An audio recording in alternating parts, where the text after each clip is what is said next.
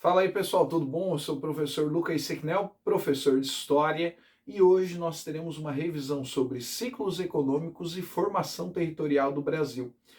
Antes de tudo, antes até mesmo de falar dos ciclos econômicos, a formação territorial do Brasil, ela remonta a tempos remotos. A gente sempre tem que lembrar que nós tínhamos duas grandes potências marítimas no continente europeu. Nós tínhamos Portugal e nós tínhamos Espanha. E ao longo de muito tempo, Portugal e Espanha travaram disputas ali na Península Ibérica, porém, quando eles alçaram suas caravelas e naus ao mar, desejavam descobrir novos caminhos para as Índias, novas rotas, né, em um período chamado Grandes Navegações, posterior à Idade Média. Bom, voltando para a história do Brasil, a gente tem que lembrar que em 1494 foi assinado o Tratado de Tordesilhas. Para quem não sabe, nós temos o marco do Tratado de Tordesilhas em Laguna e também em Belém. Bom, o Tratado de Tordesilhas, resumidamente, era um acordo selado entre Portugal e Espanha a terras que viriam a descobrir. Tanto é que, em 1492, Colombo chegou às Américas, mas ninguém ainda tinha dimensão do tamanho das terras que o continente americano, né, detinha. Bom, até aí tudo bem. Em 1494 esse acordo é assinado. Porém, Portugal, que ficou com o lado leste, se sentiu prejudicado depois de 1500, já que quando Pedro Álvares Cabral chegou aqui com as suas 3 caravelas, ele percebeu, né, e ao longo do tempo, os portugueses habitando esse território, que Portugal poderia conquistar mais. Então, ainda falando da formação do Brasil, nós temos aí novos acordos. Nós temos Badajoz e nós temos o principal deles, na minha opinião, que é o Tratado de 1750, chamado Tratado de Madrid. Para quem não sabe, a diferença era bem grande. O Tratado de Madrid tem um contorno muito parecido com o que nós temos hoje no Brasil. Então saiba do seguinte: Portugal começou com uma faixa, a faixa litorânea, que dificultava o acesso dos espanhóis. Porém, ao longo do tempo, começou a ganhar força e, através de algumas medidas que nós vamos verificar, começou a povoar e assim começou a conquistar o interior do país. Bom, nesse trajeto todo, Portugal foi pavimentando seu caminho ao interior e conquistando novas terras por meio também de um acordo que é um acordo muito estranho, né? Porque na verdade era a União Ibérica. O rei espanhol era rei de Portugal e rei da Espanha. E atendendo a alguns interesses de Portugal, acabou cedendo uma faixa territorial muito maior para Portugal. Portugal foi expandindo suas terras e ao longo do tempo, até 1750, já tinha conquistado boa parte do território que nós temos hoje como o território brasileiro. Bom, sabendo disso tudo, em sala de aula eu também sempre enfatizo as políticas que Portugal utilizou para povoar e se estabelecer na terrinha brasileira. Bom, quais foram essas políticas? Nós temos 4 para serem citadas. Primeiro de tudo, a criação de gado. Bom, a criação de gado era essencial porque onde você colocava o gado já se estabelecia. O gado ocupava esses espaços. E além disso tudo, o gado servia para o alimento dessas pessoas que ali acampavam e depois se estabeleciam. Bom, também tivemos as drogas do sertão, que eu sempre alerto em sala de aula que está longe aí de ser um farmaco, né? Ou então uma droga dessas drogas contemporâneas. Na verdade, eram especiarias culinárias. Eu sempre cito o mais conhecido, e eu gosto bastante, que é o urucum, que aí nós temos o coloral para enfeitar nossa comida, nosso frango. Bom, então, continuando, além das drogas do sertão e dessa criação do gado, nós também tivemos as missões de bandeiras, o papel dos bandeirantes. Bom, gente, os bandeirantes eles foram responsáveis pela abertura de grandes caminhos pelo interior do Brasil. Nós tivemos alguns deles bastante cruéis. Alguns, inclusive, são homenageados com rodovias, estradas, ruas, praças, mas a maior parte dos bandeirantes não eram boas pessoas. Eles eram quase que os piratas da terra, porque eles eram particulares, eles eram financiados pelo governo português.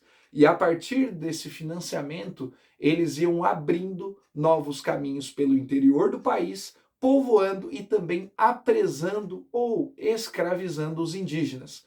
É claro que eles não botavam a mão na massa, eles obrigavam os indígenas a trabalharem.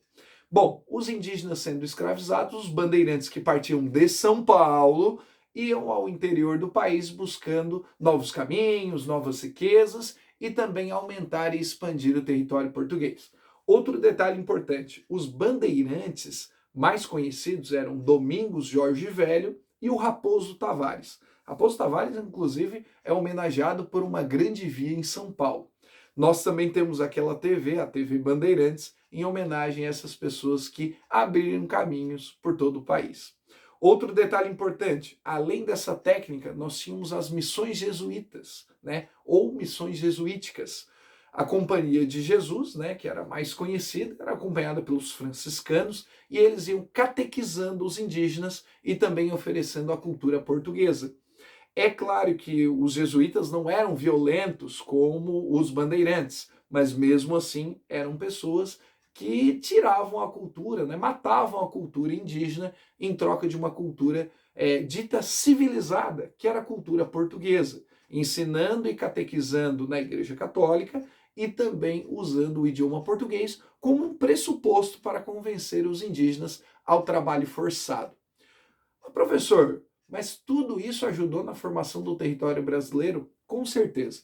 E tudo isso influenciou também os ciclos econômicos que nós tivemos no Brasil. Saiba do seguinte, aqui atrás eu selecionei uma imagem que eu uso em sala de aula, inclusive, para quem é meu aluno sabe disso, com vários elementos de ciclos econômicos brasileiros. Primeiro detalhe importante, nós temos aqui o primeiro ciclo, o ciclo do pau-brasil. Esse ciclo do pau-brasil durou por volta de 30 anos e o pau-brasil era usado na marcenaria de luxo, mas também era usado para corante, né? Dava para fazer ali o tingimento de tecidos, pequenas embarcações. O pau-brasil era uma madeira muito valorizada no continente europeu. Durou pouco e acabou findando, acabou sendo finalizado junto com o esgotamento, já que nessa época os portugueses eles não moravam no Brasil. Eles vinham, faziam as suas expedições, os indígenas trabalhavam e trabalhavam duro, recebiam ali um escambo, né, uma troca por um espelho, uma faquinha, um objeto sem valor, e no final das contas nós tivemos ali um trabalho escravo e uma aliança que não era uma aliança favorável para os indígenas, né? Lembre-se sempre do seguinte, gente, o pau-brasil era extraído da Mata Atlântica, no litoral brasileiro. Depois, nós tivemos aí, sim, o processo que consolidou a colonização brasileira. Os portugueses começaram a fixar aqui no território brasileiro, junto com esse ciclo, o ciclo da cana-de-açúcar. E a cana-de-açúcar foi um ciclo que durou muito tempo, praticamente 200 anos. E basicamente a cana-de-açúcar era plantada nos engenhos. Inicialmente nós tínhamos a mão de obra escrava indígena e depois, com uma forte demanda, eles foram capturar também pessoas no continente africano. Há algumas divergências, né, que insinuam que líderes tribais no continente africano comercializavam essas pessoas para que fossem, né, traficadas em navios negreiros. Bom, o fato é que muita gente teve que trabalhar de maneira escrava, sem dignidade nenhuma e sendo maltratado pelos portugueses. O ciclo da cana-de-açúcar foi bastante cruel com o Brasil. E é claro, lembre-se, o ciclo da cana-de-açúcar está ligado às capitanias hereditárias. Salvo engano, né, nós tivemos 15 capitanias hereditárias, algumas de nome repetido, tipo Maranhão I e Maranhão II. Cada uma delas era chamada de quinhão, e os capitães donatários, que eram as pessoas designadas para receber esses dotes, né? Por isso capitão donatário, né? Eles recebiam esses dotes e tinham a incumbência, né? O trabalho de administrar. As capitanias hereditárias normalmente seguiam uma linha reta, obedecendo o Tratado de Tordesilhas, e seguiam essa linha reta, eram lotes, né?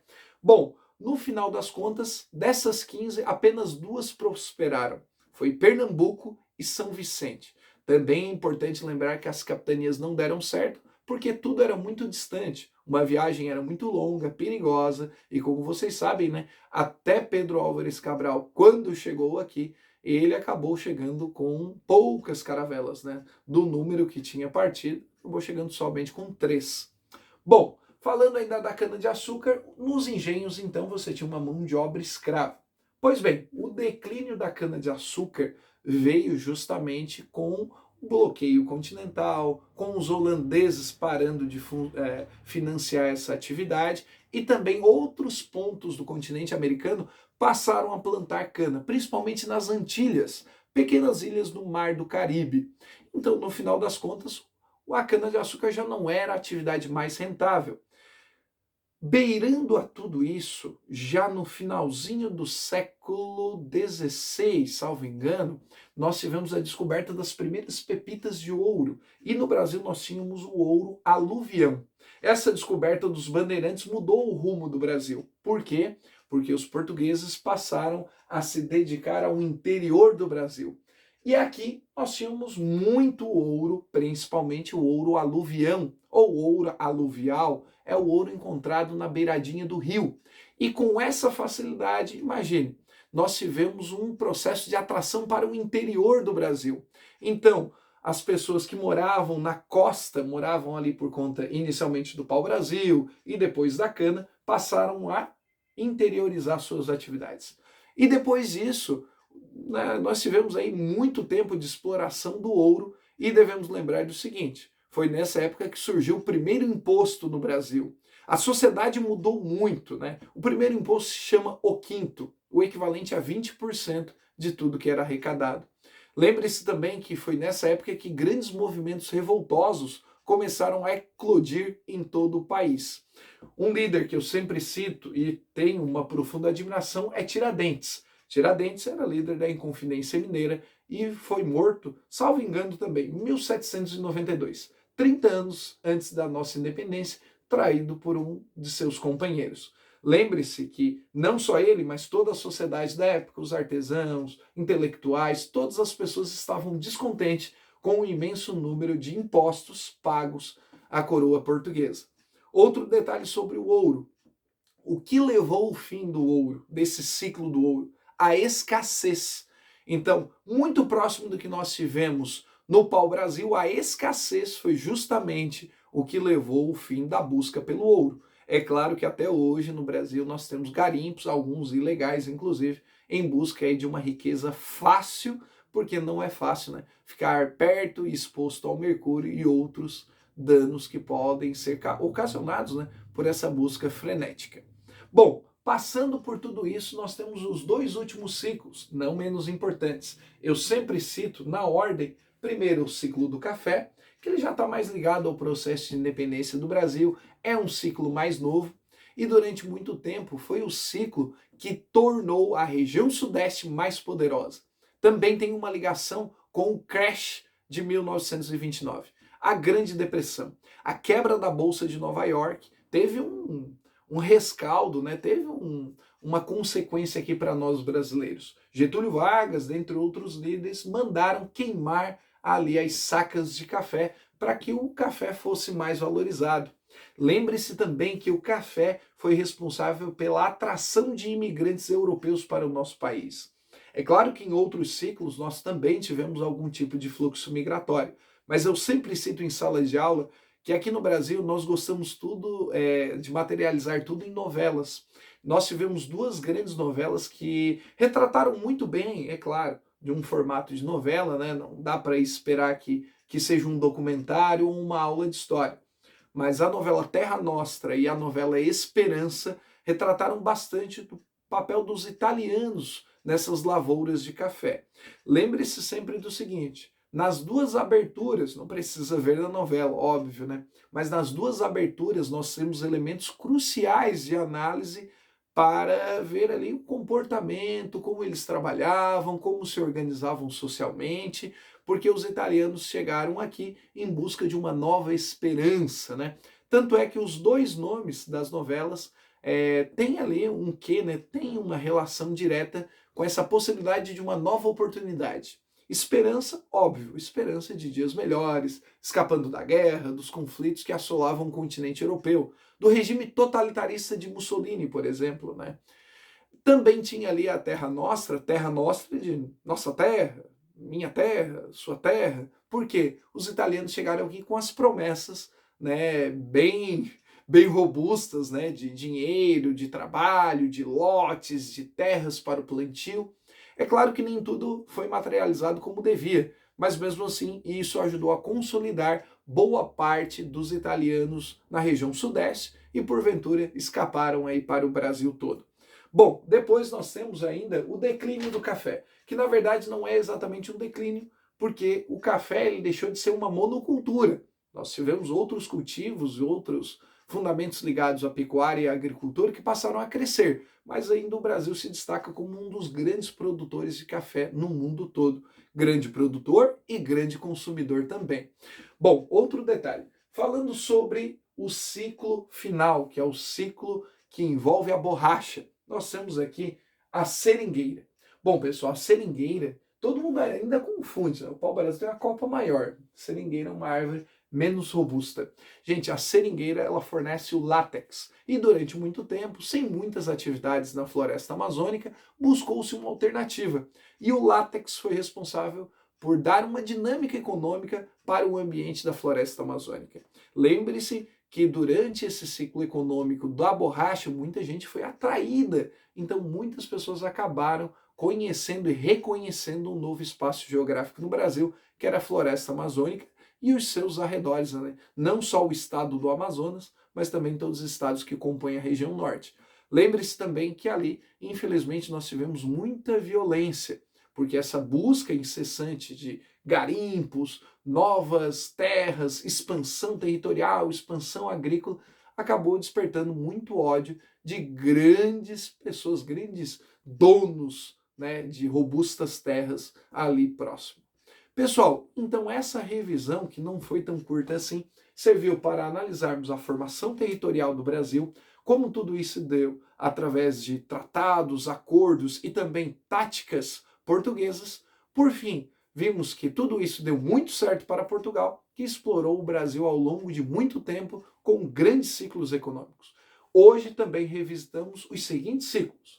Nós vimos o ciclo do pau-brasil, o ciclo da cana-de-açúcar, o ciclo do ouro e depois o ciclo do café e o ciclo da borracha, que são considerados ciclos contemporâneos. Espero que você tenha sido ajudado por essa revisão. Espero vocês muito preparados para qualquer prova, seja minha ou de outros professores, e também visite o vários Ws, né?